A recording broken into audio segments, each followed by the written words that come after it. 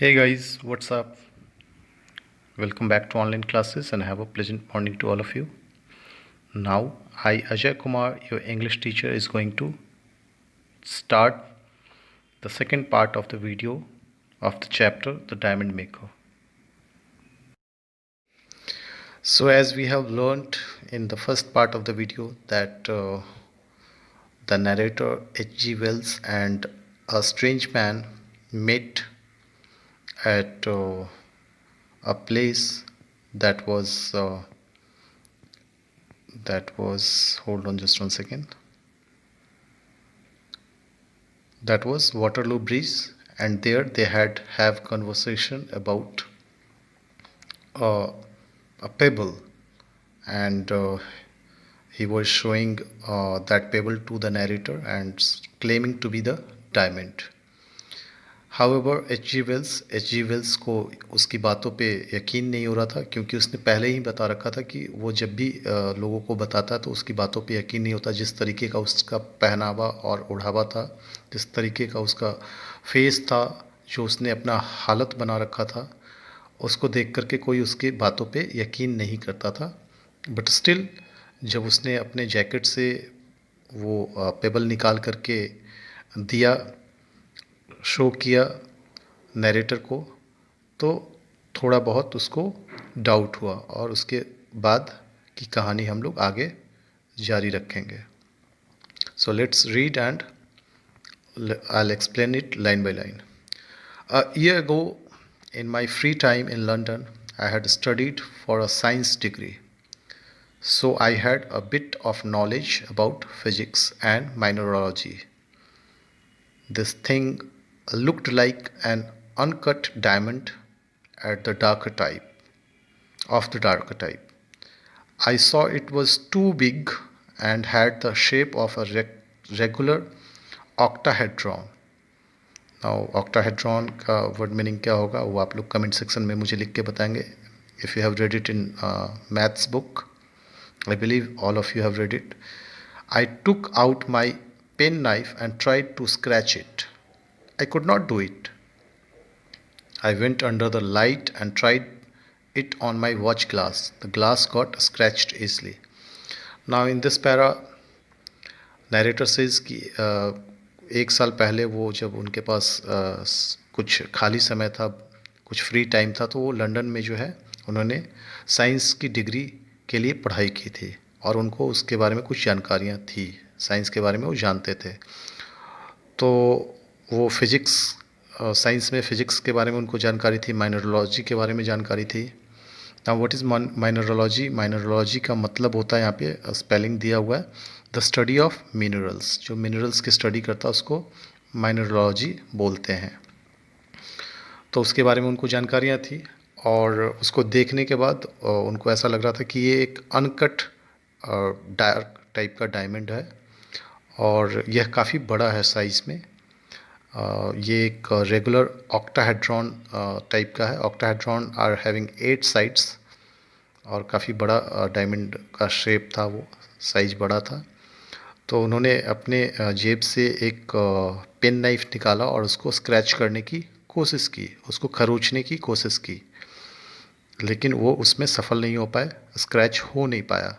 फिर उसके बाद वो थोड़ा सा लाइट में गए. लाइट में जाने के बाद उन्होंने अपने वॉच ग्लास के ऊपर उसको स्क्रैच किया, तो जो वॉच ग्लास था वो ग्लास तो ईजिली स्क्रैच हो गया,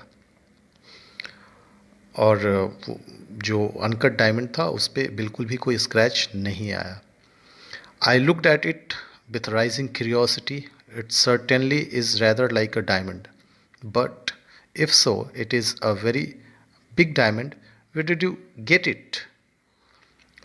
उनको ऐसा अब उत्सुकता उनके अंदर जागने लगी कि देखने में तो मतलब ऐसा लग रहा है कि ये डायमंड ही है, और काफ़ी बड़ा डायमंड है, लेकिन सवाल यह है कि तुम्हें ये मिला कहाँ से. उन्होंने उस स्ट्रेंज पर्सन से पूछा. The narrator asked him from the strange person. तो उसका जवाब मिलता है आई मेड इट. उसने बोला मैंने बनाया है, मुझे वापस दो ये, give it back to me. He quickly put it back in the jacket. I will sell it to you for £100. He suddenly whispered, This made me suspicious again. I felt it could just be a lump of some hard substance called corundum that also resembles a diamond. It was a diamond. How did he find it, and why should he offer it for £100? Now वो व्यक्ति जो है उनसे वापस लेता है उस diamond को और अपने जैकेट में दोबारा जल्दी से रख लेता है और थोड़ा विस्पर करते हुए बोलता है, थोड़े धीमी आवाज़ में बोलता है, मैं तुम्हें ये बेच सकता हूँ अगर तुम मुझे £100 दोगे तो। और ये जब बात उनको जब सुनते हैं तो उनको थोड़ा संदेह होता है, सस्पिशियस लगता है, संदेहास्पद लगता है और उनको यह रियलाइज होता है कि ये एक्चुअली में जो सब्सटेंस था, जो डायमंड था, वो lump of some hard substance जिसको कि कोरंडम बोला जाता है। लंप मतलब कोई हिस्सा जो एक्सट्रैक्ट निकल जाता है उसको, और कोरंडम का मीनिंग मैं यहाँ पे बता दे रहा हूँ। Corundum means it is called naturally occurring transparent material. एक जो प्राकृतिक तौर पे ट्रांसपेरेंट मटेरियल जो निकलता है उसको कोरंडम बोला जाता है। तो उनको ऐसा लगा कि एक नेचुरली कोरंडम है जो कि इसको मिल गया और ये मुझे बेच रहा है, और वो भी एग्जैक्टली डायमंड के जैसा दिखता है।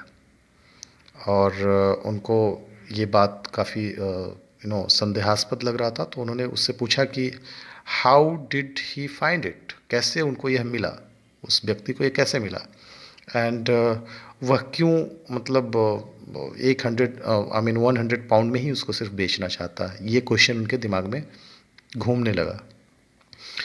We looked into one another's eyes. He looked honest. At that moment, I believed it was a diamond he was trying to sell. Yet I am a poor man and cannot waste £100. No sensible man would buy a diamond by the dim light from a tramp, but a diamond of that size would cost many thousands of pounds. फिर वो दोनों एक दूसरे की आंखों में देखते हैं, H.G. वेल्स और जो स्ट्रेंज पर्सन है जो डायमंड बेच रहा था, एक दूसरे की आंखों में देखते हैं, और जो नरेटर उनको ऐसा लगता है कि यह व्यक्ति ईमानदार है।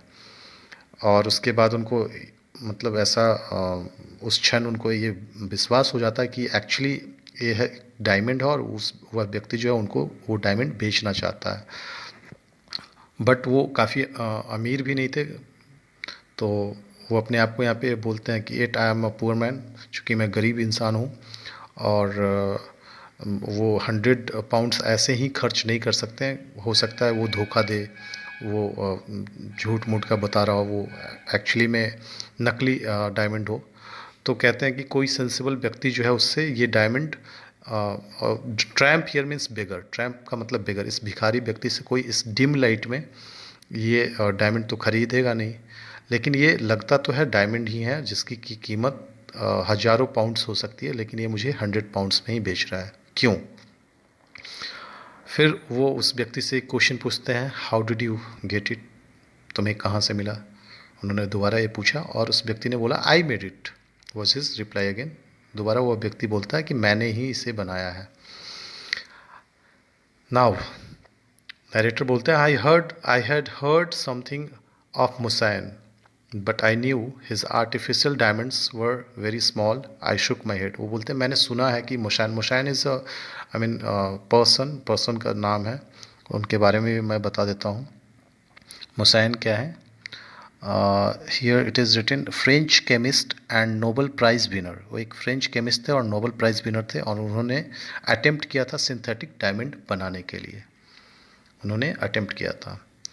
तो वो बोलते हैं कि मैंने मुसैन के बारे में सुना था कि वो डायमंड्स बनाते हैं, लेकिन वो साइज़ जो होता है उसका काफ़ी छोटा होता है। You seem to know something of diamond. और नरेटर्स को बोलते हैं कि सॉरी, जो स्ट्रेंज व्यक्ति होता है वो बोलता है उनको, नरेटर को, कि मुझे ऐसा लगता है कि आपको डायमंड के बारे में कुछ जानकारियाँ हैं। I will tell you a little about myself. तो इसलिए मैं आपको अपने बारे में थोड़ा बहुत बताना चाहता हूँ। Perhaps then you may like to buy it. शायद हो सकता है उसके बाद आप मेरे से ये डायमंड खरीद लो। He turned round with his back to the river and put his hands in his pocket. He sighed, I know you will not believe me. फिर वह व्यक्ति जो है वो इनकी तरफ मुड़ता है, अपना फेस नरेटर की तरफ करता है, अपना हाथ जो है जेब में रखता है और एक आह भरते हुए बोलता है, मुझे मालूम है कि तुम मेरी बातों का विश्वास नहीं करोगे।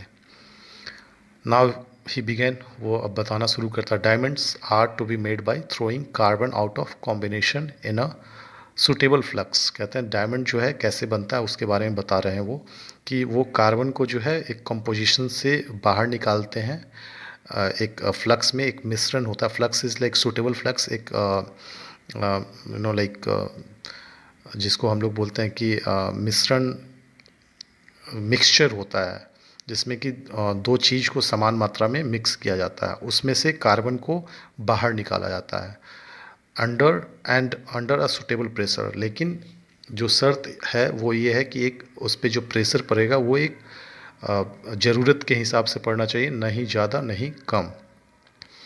The carbon crystallises out not as a black lead और charcoal powder but as a small diamond. तो उसके बाद जब वो सुटेबल प्रेशर उसके ऊपर पड़ता है तो कार्बन जो है क्रिस्टलाइज हो जाता है, जमा हो जाता है एक जगह, और जब वो बाहर निकलता है तो एक ब्लैक लेड के तौर पे नहीं या फिर चारकोल पाउडर के तौर पे नहीं, बल्कि एक स्मॉल डायमंड के रूप में बाहर निकलता है। Now I was surprised, he was talking like an educated man, he continued, has been known to so much has been known to a chemist for years, but no one has yet found out how to have the right pressure for the best result. जब इतनी बातें H G Wells उस strange व्यक्ति से सुनते हैं तो उनको आश्चर्य होता है कि वह एक पढ़े लिखे व्यक्ति के तौर पे बात कर रहा है और वो उसकी बातों को सुनते रहते हैं। वो व्यक्ति जो है, अनजान व्यक्ति बोलता है कि बहुत सारी लोगों ने बहुत सालों तक, बहुत सारे केमिस्ट ने बहुत सालों तक काम किया इसके ऊपर, लेकिन किसी के पास किसी ने आज तक किया नहीं पाया कि एक राइट प्रेशर क्या होता है जिसके बाद डायमंड बनता है। Therefore the diamonds made by chemists are small and dark. इसीलिए जो डायमंड बनता है वो छोटा बनता है और डार्क बनता है। अनवर्थलेस एज ज्वेल्स, और वो एक ज्वेल्स के तौर पे ही काम आता है। Now I have given up my life to this problem, given my life to it. अब मैं तुम्हें यह बताता हूँ कि मैंने अपना पूरा जीवन, मैंने अपना पूरा समय लगा दिया इसके ऊपर, इस प्रॉब्लम को सॉल्व करने के लिए। I began to work at the condition of diamond making when I was 17। वो बोलता है व्यक्ति, अनजान व्यक्ति जी वेल से बोलता है, मैंने अपना पूरा समय लगा दिया जब मैं 17 साल का था, मैं तब से इसके ऊपर काम कर रहा हूँ। एंड नाउ आई एम 32, और अब 32 ईयर्स का हो चुका है, ऑलमोस्टली 15 ईयर्स स्पेंड कर चुका हूँ इसके ऊपर। One has to work hard for years, if one succeeds the hard work can get you millions. और अगर आपको सफल होना है तो आपको सालों साल मेहनत करना पड़ता है, और वही मेहनत जो है आपको बाद में लाखों लाख करोड़ों रुपए आपको अर्न करवाता है।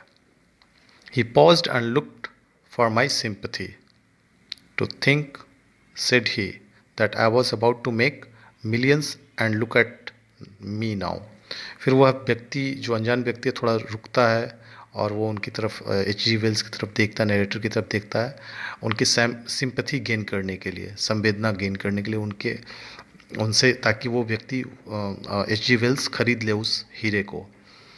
फिर वो जारी रखता है, to think he said, I was about to make millions, जहाँ मैं लाखों बनाना चाह रहा था, अब देखो मेरी हालत कैसी हो गई है। I had, he went on, about 1,000 pounds when I was 21। उसके पास 1,000 पाउंड थे जब वो 21 ईयर्स का था। I worked as a teacher, उसने एक टीचर के तौर पे काम किया। I felt that with the money I earn I would continue my research, और उनको ऐसा लगा, उस व्यक्ति को ऐसा लगा कि जो पैसे उसने अर्न किए हैं बीइंग एज अ टीचर, पढ़ा करके, उस पैसे से वो अपने रिसर्च को जारी रखेगा। I studied for a year और टू इन बर्लिन, वो 1 या 2 साल बर्लिन में उसने पढ़ाई की। The trouble was the secrecy। You see, if someone got to know what I was doing, they might have profited। और जो दिक्कत था, जो परेशानी उसके साथ में था कि इस चीज़ को सीक्रेट कैसे रखा जाए, क्योंकि अगर कोई जान जाता इस बात को कि वह क्या कर रहा था, तो वो उसका फ़ायदा उठा सकता था. If I really wanted to make a lot of money, it was important that people should not know that one can make diamonds by an artificial process. और अगर मुझे लाखों बनाने थे तो इसके लिए ज़रूरी था कि कोई मेरे इस प्रोसेस को ना जाने कि मैं कैसे आर्टिफिशियल प्रोसेस को यूज करते हुए डायमंड्स बना सकता हूँ. So I had to work all so I had to work all done. At first, I had a little laboratory, but as my money began to run out, I had to conduct my experiments in a poor, unfurnished room in Kentish. लेकिन उन्होंने जो जितने भी काम किए उसमें उनका पैसा खर्च हो गया. बाद में उन्होंने एक छोटी सी लेबोरेटरी खोली, उसमें भी उनका बहुत ज़्यादा पैसा खर्च हुआ. फिर भी उन्होंने अपना एक्सपेरिमेंट जारी रखा. लेकिन जब लेबोरेटरी ख़त्म हो गया पैसे के कारण, तो उन्होंने एक गंदे से रूम में, जो कि बिल्कुल अनफर्निश्ड था, केंटिस टाउन है एक जहाँ पे वो रहते थे, जहाँ पे वो रहता था, वहाँ से उसने मतलब काम को जारी रखा. जहाँ पे वो स्ट्रॉज मैट्रेस के ऊपर सोया करता था, फ्लोर के ऊपर. और उसके जितने भी अपैरेटस, अपैरेटस मतलब उपकरण, मशीन्स, जो मशीन यूज करता था बनाने के लिए, दैट इज़ कॉल्ड अपैरेटस. उन मशीनों के बीच में ही उसको सोना पड़ता था फ्लोर के ऊपर. The money simply flowed away. I did not spend on anything accept scientific equipments. और जितना भी पैसा था वो धीरे धीरे करके ख़त्म होता गया. उन्होंने मतलब जो भी पैसे उनके पास थे, उन्होंने सारे के सारे पैसे साइंटिफिक इक्विपमेंट्स के ऊपर खर्च किए, अपने ऊपर बिल्कुल भी खर्च नहीं किया. I tried to earn by a little teaching, but I am not a very good teacher and I don't have a university degree. उन्होंने थोड़ा पैसा कमाने की कोशिश की पढ़ा करके, बट वो काफ़ी वो अच्छे टीचर थे नहीं. और उनके पास यूनिवर्सिटी की डिग्री भी नहीं थी जिसके थ्रू वो किसी स्कूल में या किसी अच्छे इंस्टीट्यूट में पढ़ा सके. I do not have much education accept in chemistry. और उनके पास जो नॉलेज था, वो जो जानकारी थी, शिक्षा थी, वो सिर्फ और सिर्फ केमिस्ट्री के बारे में थी, और बाकी विषयों के बारे में उनके पास कोई जानकारी नहीं थी. तो इसलिए वो ज़्यादा पैसा कमा नहीं सकते थे. I found I was spending a lot of time and energy for a little money. और उनको ऐसा लग रहा था कि वो अपना बहुत ज़्यादा समय और बहुत ज़्यादा एनर्जी जो है थोड़े बहुत पैसे कमाने में लगा रहे हैं. But I got nearer and nearer my goal. लेकिन इस तरीके से वो धीरे धीरे वो अपने गोल के नज़दीक पहुँचते जा रहे थे, और मतलब काफ़ी नज़दीक पहुँच चुके थे. 3 years ago I solved the problem of the composition of the flux and got near the pressure by putting this flux of mine and a certain carbon mixture into a closed up gun barrel. 3 साल पहले की बात है जब उन्होंने उस समस्या का हल निकाला, जिसमें कंपोजिशन कितना डलेगा फ्लक्स के अंदर में, मिक्सचर के अंदर में किसका कंपोजिशन कितना होगा, वो उसके नज़दीक आ गया. और उसके ऊपर कितना प्रेशर दिया जाए ताकि डायमंड जो है, डायमंड का बड़ा साइज बन के निकले उस मिश्रण से, उस फ्लक्स से. और उसको उन्होंने एक क्लोज्ड अप गन बैरल होता है, पाइप कह सकते हैं उसको आप, पाइप के अंदर में डाला उस मिक्सचर को. और उसके बाद filling it up with the water, पानी डाल के उसने भरा. Sealing it tightly and then heating it. और उसके बाद उसको सील कर दिया, मतलब टाइटली पैक कर दिया, बंद कर दिया गया. और उसके बाद उसको उन्होंने गर्म किया.